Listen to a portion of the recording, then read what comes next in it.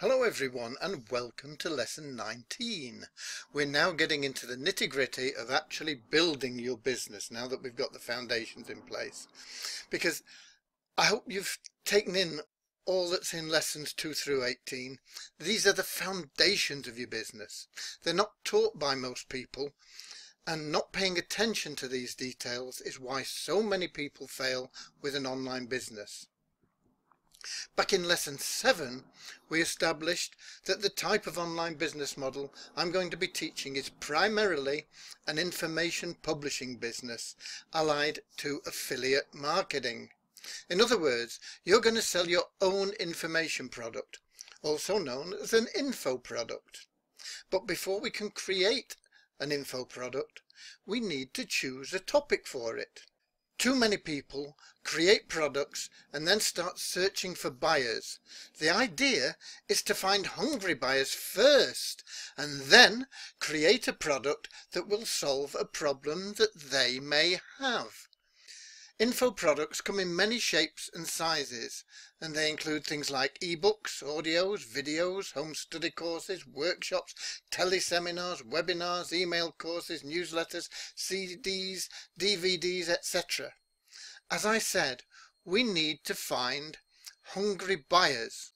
Info products appeal to a certain group of people, and that is what we call a niche. It's a specialized market containing a group of people with a common interest. Now this diagram shows what the creator of the diagram considered to be an example of a niche. But the competition factor there is something that I'm going to discuss in more detail later on. But what he says is, if you've got a high market demand and a high income potential and low competition, there's that sweet spot in the middle. And that's one way of looking at a niche. Another way of looking at it is the same sort of diagram. Once again, it's got a sweet spot. It's things that you love to do, that something will pay you for, and things that you're good at. And once again, there's that sweet spot in the middle. Let's take another example. What is a niche? Let's take a niche perhaps for pet lovers. And then we could narrow that down to dog lovers. Then we could take it another step and narrow it down to boxer dog lovers. And then maybe we'd get down to what we wanted to do and find something like training boxer dogs, and so on. Now, no matter what you're selling, or where it be that you're selling it, could be eBay, Amazon, your website, solo ads, you still need to find a niche market and narrow it down to a specific group. Now note that this niche selection process applies to virtually any type of business, online or offline, and not just to information products. So let's talk about choosing a niche. I found that many aspiring marketers get stuck at this point, and that stops them from moving forward before they even get started. Some reasons that newbies get stuck at this point are they think they're going to be married to it, so they stress out and procrastinate on making the choice. They're afraid it's going to fail and not be profitable. And both reasons are basically that they're afraid of choosing the wrong niche. And the fact is that it doesn't really matter at this stage because this is a starting point. I don't want you to fall in love with just one idea. You need to get started and also be flexible and make changes or additions as you progress. You may have a failure with your first idea, so that you'll need to find something new. So you do need to be flexible, and don't worry if it doesn't go as well as you hoped. We can minimize the risk, but in business it will never be eliminated. So don't allow the fear of failure to stop you from starting. If you're going to fail, the secret is to fail fast so that you can move on with new knowledge and experience, and that way, either way you win. You either make money or you learn. Now we can start with two possible branches. Either something you know, and this is a natural choice for most people. What do you know and love? Because creating something around your passion is a great idea.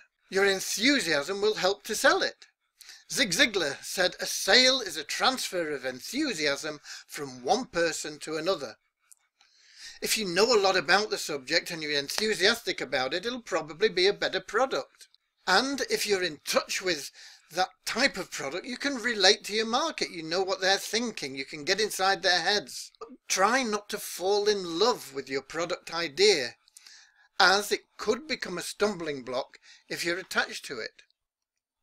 The other alternative is to go for something that you don't know.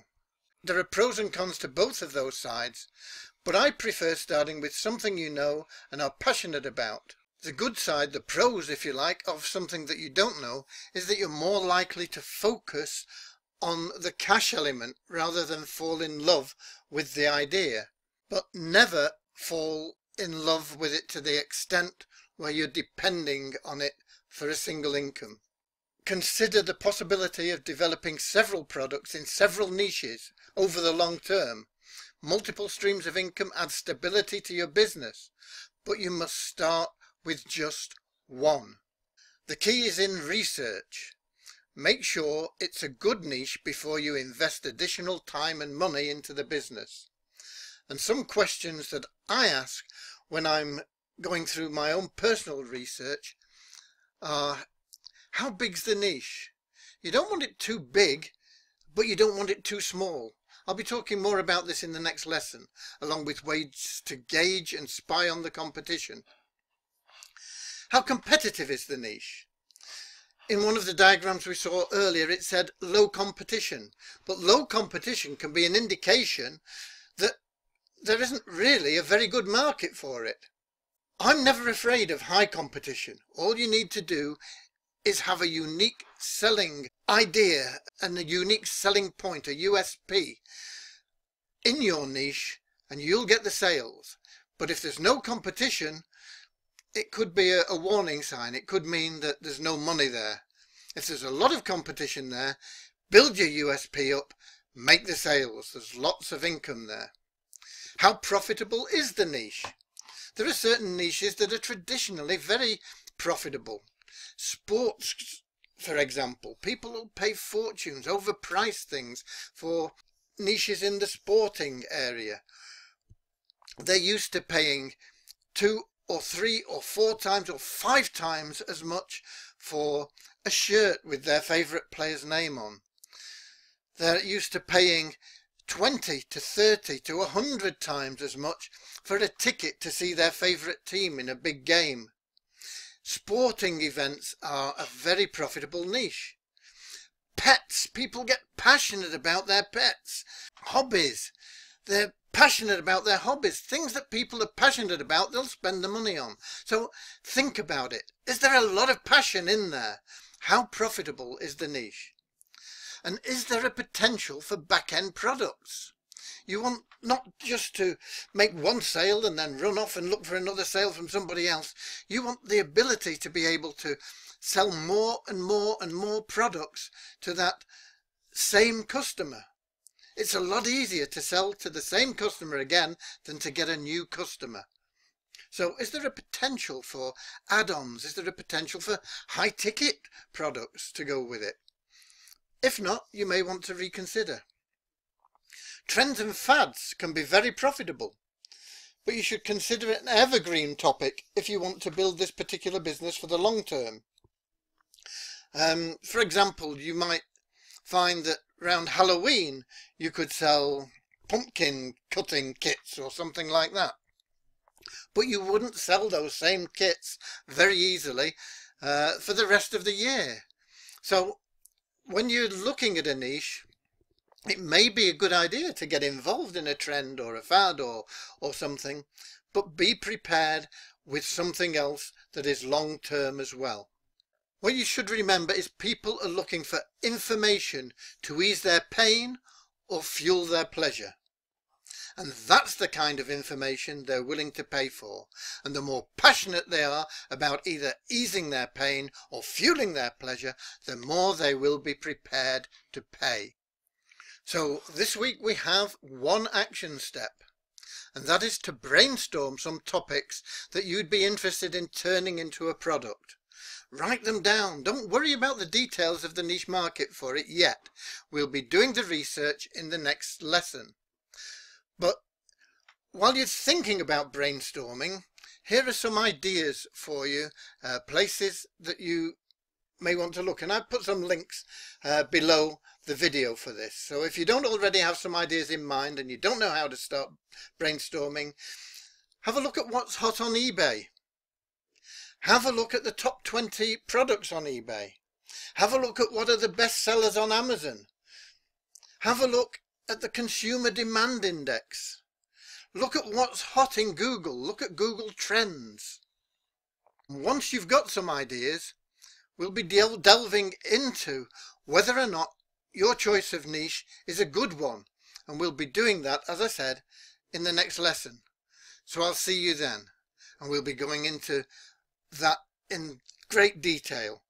So make sure you get your action step completed. Think about your niche. Think about what you can be passionate about. But more importantly, what are the people that you're thinking of selling to going to be passionate about? Okay, God bless, and I'll see you in the next lesson.